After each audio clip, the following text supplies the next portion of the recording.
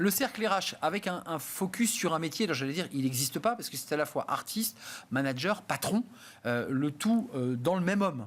Maxence Gaillard, merci d'être avec nous. Bonjour Arnaud. Ravi de vous accueillir. Alors, vous êtes celui que je viens de décrire, artiste, comédien, manager, ouais. Et patron de théâtre, voire plus, puisqu'en fait, le Lucernaire, et vous y tenez beaucoup, c'est évidemment le théâtre du Lucernaire, ça c'est très connu, mais c'est aussi un cinéma, c'est un restaurant, c'est une librairie, bref, c'est une entreprise.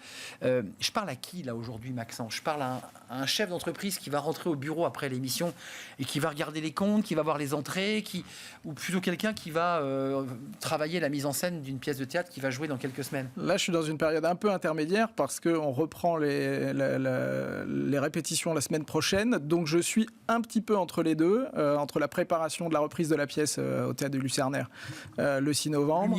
Lumière, exactement. Voilà. Sur l'histoire de la lumière.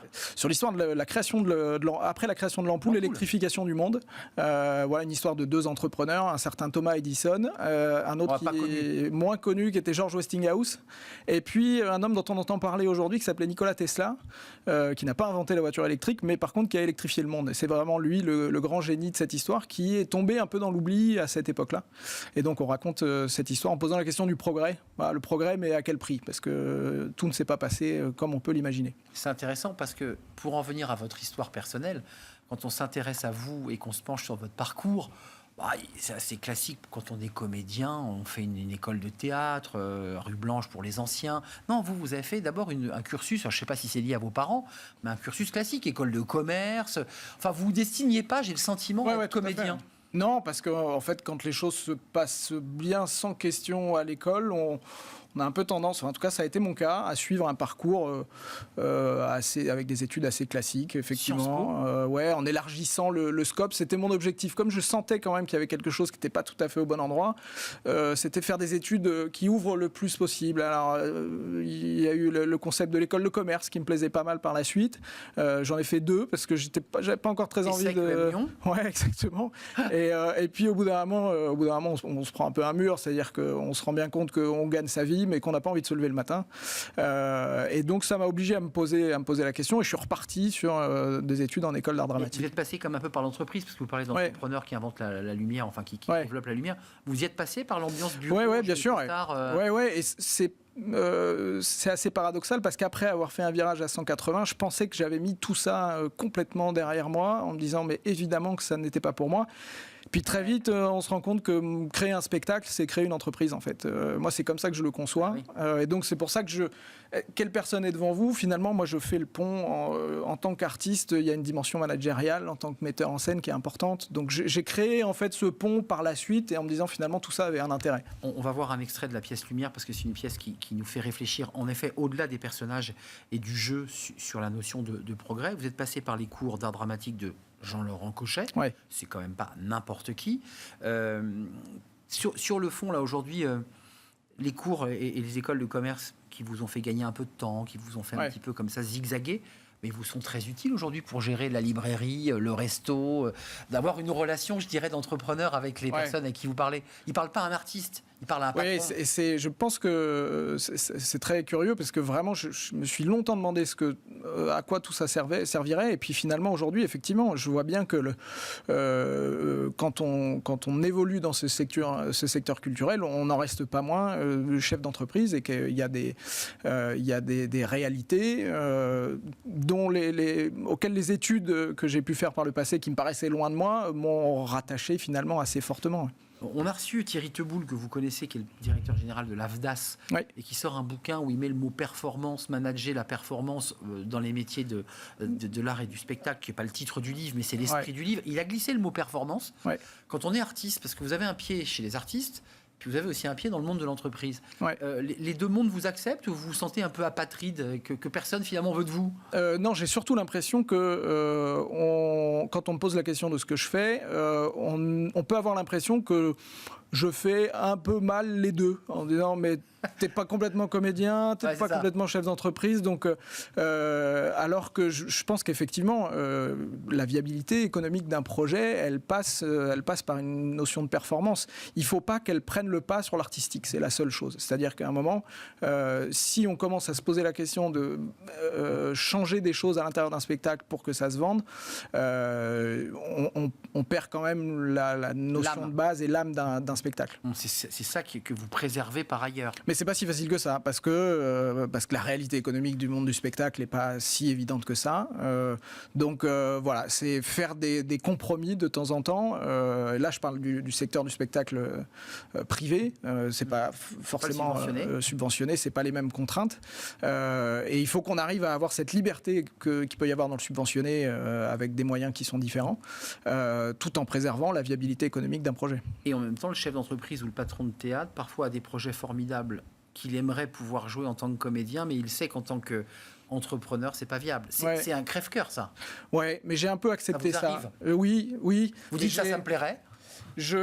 Moi, maintenant, je suis rentré dans une logique où justement, j'aime cette notion d'entrepreneur, cette velléité-là chez moi. Et donc, aujourd'hui, je monte mes propres projets comme j'aurais envie de monter une entreprise par ailleurs. Et je compose. Finalement, je me suis rendu compte qu'en tant que metteur en scène, il y avait une dimension managériale très forte et qui m'apprend énormément en tant que chef d'entreprise. Comme la direction d'acteurs sur un tournage de cinéma, on manage des humains. Exactement. En fait, le management, c'est ça. C'est pouvoir être au plus près de chacun et de les connaître, puisque je pense que c'est aussi ça le travail de metteur en scène, de pouvoir que l'acteur donne le meilleur sur scène le moment venu. Ouais. Et si on regardait l'extrait de la Avec pièce, plaisir.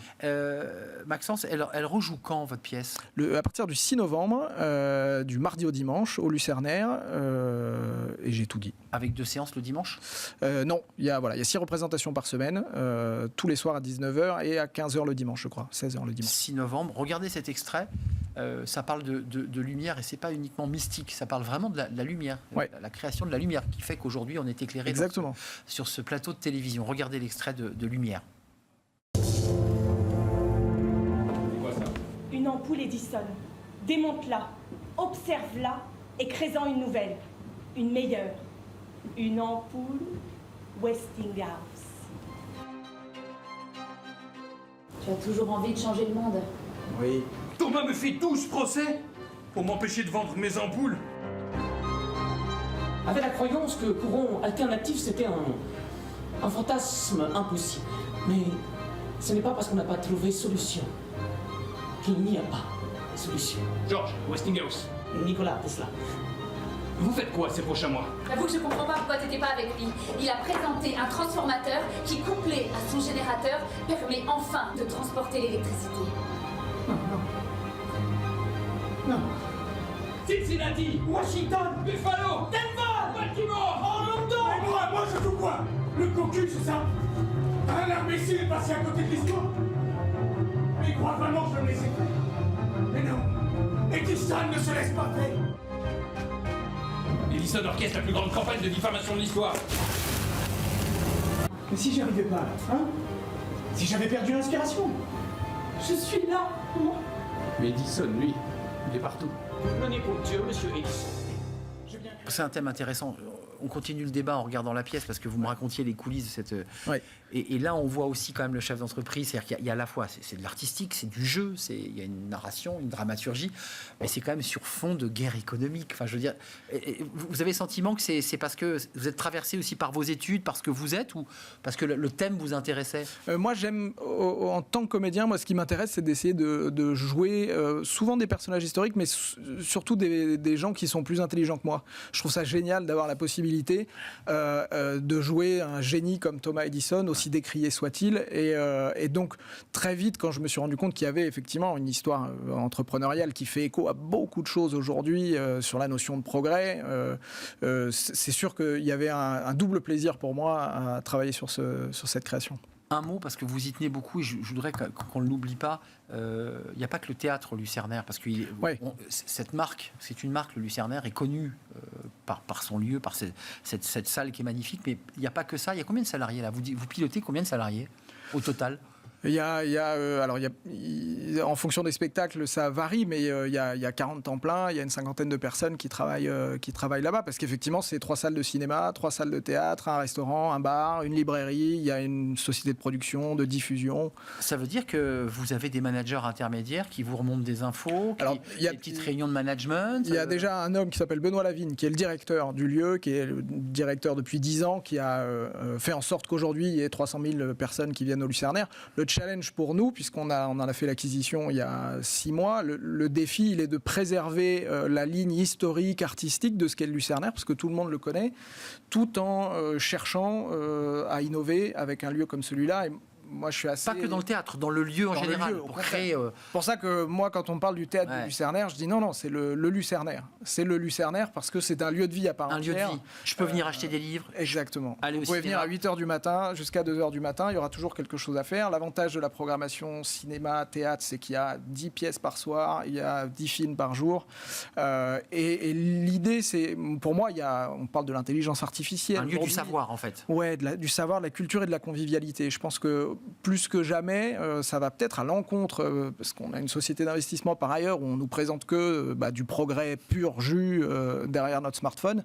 Moi, je crois que l'avenir passe aussi par la rencontre et par la culture. Mais vous aussi, alors finalement, vous voulez éclairer le monde avec le Lucernaire. Alors, c'est un peu le Edison de la pour culture. La petite anecdote, le mot Lucernaire veut dire le moment où on éclaire, où on allume les lampes. Voilà, donc c'est pas complètement faux. Voilà, il y a un lien assez fort. Dans 10 ans, avant de nous quitter, vous voyez où? Vous voyez piloter toujours ce gros navire qu'est le Lucernaire, ou vous avez d'autres projets, d'autres idées? Le projet, c'est de mettre un Lucernaire dans chaque ville de France. Parce que Donc de créer une marque. Oui, je crois vraiment qu'il y a une nécessité aujourd'hui, déjà à répondre aux problématiques du spectacle vivant et de la diffusion de spectacles aujourd'hui. Et puis, par ailleurs, je pense que c'est vraiment une nécessité de pouvoir trouver des lieux comme ça où on rassemble et où on le rassemble au travers de la culture. Ça veut dire que le manager est en train de prendre le pas sur le comédien. J'espère que je jouerai dans toutes les villes de France un spectacle différent dans chaque Lucernaire de France. Non, mais j'ai le sentiment que j'ai plus un chef d'entreprise sur ce plateau. Alors c'est peut-être parce que la configuration de notre émission le veut, mais j'ai plus aujourd'hui un chef d'entreprise qu'un comédien, même si vous en avez l'âme et le désir. Peut-être que plus un metteur en scène qu'un comédien.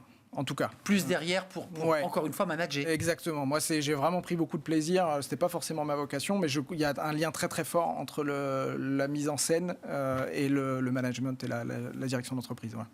Merci Maxence Gaillard, c'était un vrai plaisir. Merci beaucoup. Vous accueillir, président du Lucernaire. Yes. Et attention, ne dites pas que c'est le théâtre, c'est un lieu de savoir, cinéma, librairie et bien sûr théâtre avec Lumière, cette pièce autour de ceux qui ont inventé la lumière à partir du 6 novembre prochain. Exactement.